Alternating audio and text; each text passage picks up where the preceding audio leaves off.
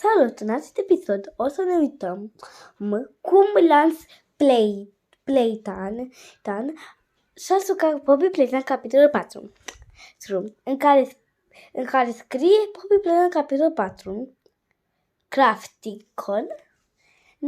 Îmi pasă să aflu că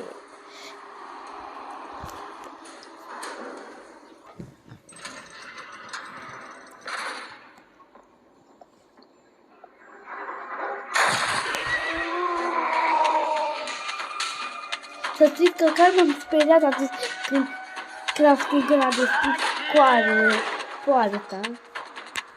Chiar m-am speriat rău.